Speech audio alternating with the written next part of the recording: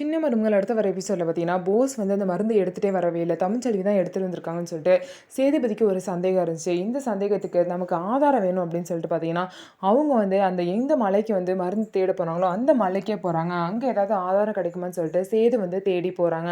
அப்ப பார்த்தீங்கன்னா, சேது அங்க தேடி போறப்ப, அங்க 2 மலைவாசிங்க நடந்து வந்துட்டுருக்காங்க. ஒரு பொண்ணும், ஒரு பையனும் நடந்து வந்துட்டுருக்காங்க. அந்த பொண்ணுகிட்ட வந்து சேது வந்து கேட்குறாங்க, "இங்க மருந்து எடுக்கிறதுக்காக ஒரு பொண்ணு முன்னாடி வந்துச்சு. நீங்க பார்த்தீங்களான்னு?" கேட்குறாங்க.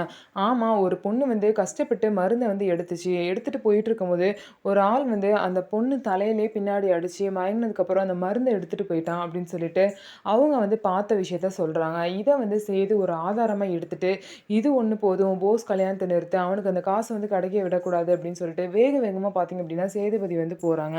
இன்னொரு சைடு பார்த்தீங்கன்னா, உண்மைய வந்து போஸ் பத்தின உண்மைய வீட்ல சொல்லாம, போஸ் ரொம்ப மோசமானவன் அப்படிங்கிறத சொல்லாம, காவியாவும் கல்யாணத்துக்கு ரெடி ஆயி வராங்க.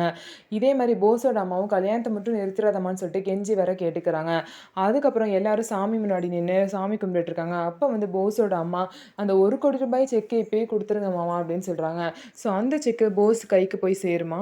இல்ல அதுக்குள்ள சேதுபதி வந்து உண்மைய சொல்லி, அந்த செக்க வந்து போஸ் கைக்கு போக விடாம பண்ணிருவாரா? அப்படியே வந்து அந்த செக்கு கிடைக்காட்டியுமே, அவங்க 2 பேருக்கும் கல்யாணம் நடக்குமா? காவியாக்கும் போஸுக்கும் கல்யாணம் நடந்தாலுமே, அத வந்து எப்படி வந்து நிறுத்தப் போறாங்க? என்ன நடக்க போகுது அப்படின்னு சொல்லிட்டு வெயிட் பண்ணி பார்க்கலாம். நம்ம வீடியோ உங்களுக்கு பிடிச்சிருந்தா நம்ம வீடியோவை லைக் பண்ணிக்கோங்க. மறக்காம நம்மளோட சேனலை சப்ஸ்கிரைப் பண்ணிட்டு பாருங்க.